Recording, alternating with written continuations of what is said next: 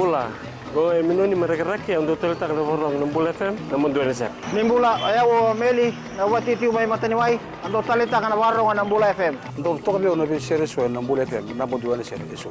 Ni sambol binakan lewi biti go nga lemon taun ni lebemba. Ngango musim bola roko-roko ang doktor letak na borong ng Bula FM. Bula FM Number 2 NSR. Bula FM number 2 NSR.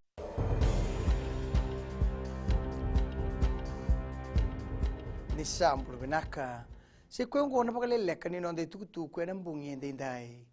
Reda rona matambose ni so mi patapa ni so na bisnis ya rabeso takati ko ni tukutu ni bebuli era torbaka meraka ko kine ni so mi patapa. Tukun na bun lewani matambose vis vanadas ni ali tuku kine milioni ng dola kan dondol medure ni kina na tambana ni patapa. E kurien indina ni saati ko na lawa me banggang taka na tikinongo e so na doni bisnis yer se toru watunga na taka muto ongo e kurien ni na tomana tunga na matambose na taka ne kenen dikebi na tikinongo kana tutogi tanga na ben bisnisi e rotombo ni rokati na taka bagai loa ongo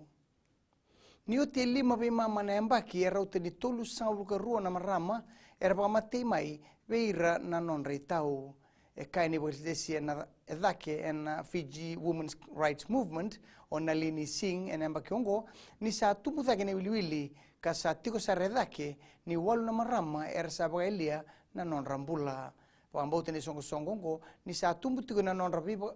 lolo mata kina marama en non tabanua tukono sing ni lebutale tu na marama era sanga ni wili ene wiliwilongo ka sanga ni bobai bola taki na non ralenga tukono sing ni oira na marama karasalenga kasa kasura ng bula bubale iya beir na ngone esaya aliani na tinanra kandondonu menapredori kakunei e nduo na kene wali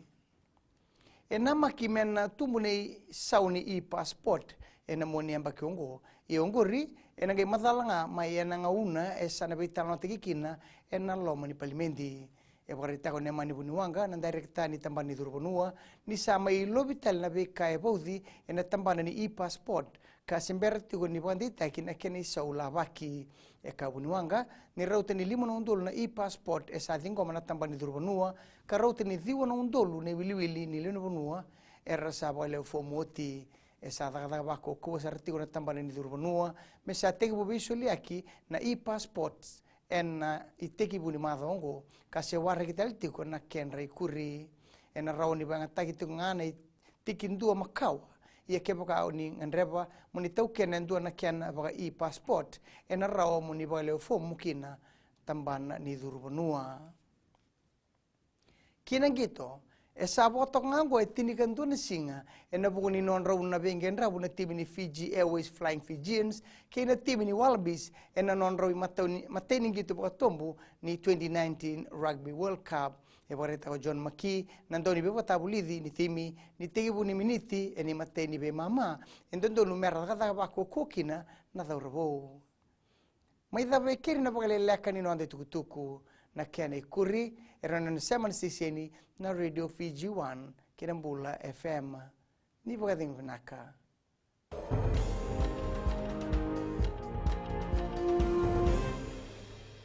Bula na lang ko siapa doktor letak boleh orang sirma kau na Radio Fiji ada nak kasih Bula ya Veronica melo toka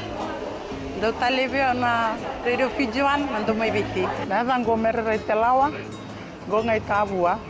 ando talita kana barronga na Radio Fiji 1 nando mai biti Bula gonga ino ke imba ando talita wale na barronga na Radio Fiji 1 nando mai biti na wale ana dango sani terkuati ando talita ka bakalebu na barronga na Radio Fiji 1 eno sorry Radio Fiji 1 nando mai biti